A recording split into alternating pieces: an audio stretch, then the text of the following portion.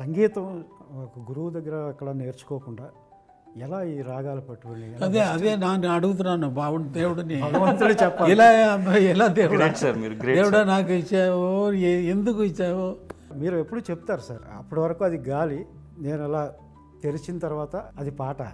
మీ మొదటి పాట అలా ఎలా పుట్టింది సార్? ఏ పాట సార్? ఏ పాట మొదటి పాట అంటున్నారు? కీబోర్డ్ ఉంది, ఎవరైనా టచ్ చేస్తే సౌండ్ వస్తుంది. ఏం సౌండ్ అని వీనికి తెలియదు. అది ఇది ఎందుకు కొట్టారని ఆ వాద్యం కూడా అనుకోవచ్చు. అసలు సింఫనీ చేయాలన్న ఆలోచన వచ్చింది. మ్యూజిక్ చేసిన వాళ్ళకు ఏం చేయాలని ఎలా రాకూడదా అంటే ఆలోచన. మీ క్వశ్చన్ వచ్చే ఇన్నర్ మీనింగ్ అది. ఇటువంటి క్వశ్చన్స్ అడగవద్దు. రోజులు గర్వం, ఈగో ఎక్కువ పెరిగిపోయింది. ట్రెండ్స్ అంటే మారేది గురించి ఇది ట్రెండ్ అంటే పాట బాగా ఉండాలి అంతే.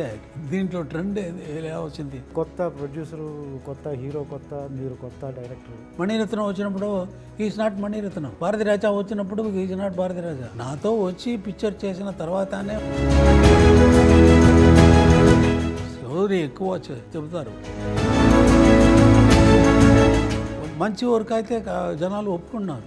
మీరు ఎవరి పేరు చెప్పండి. Music masters, world masters, classical masters ఉన్నారు. వాళ్ళ పేరన్నీ చెప్పండి. లోకంలో నా లాంటి వాళ్ళు లేదే లేదు. ఇంకా రారా అంటే రారు. ముందే మీలాంటి వాళ్ళు వచ్చారా అని అంటే లేదు. మనం అంతా ఆరాధించే ఇసైజ్ఞానిగా, మాస్ట్రోగా మనం అభివర్ణించే ఇళయరాజా గారు హైదరాబాద్ వచ్చారు. మనతో చిత్ర యూనిట్తో పాటు కూర్చున్నారు. వీళ్ళతో పాటు కాసేపు ముచ్చటించుకుందాం.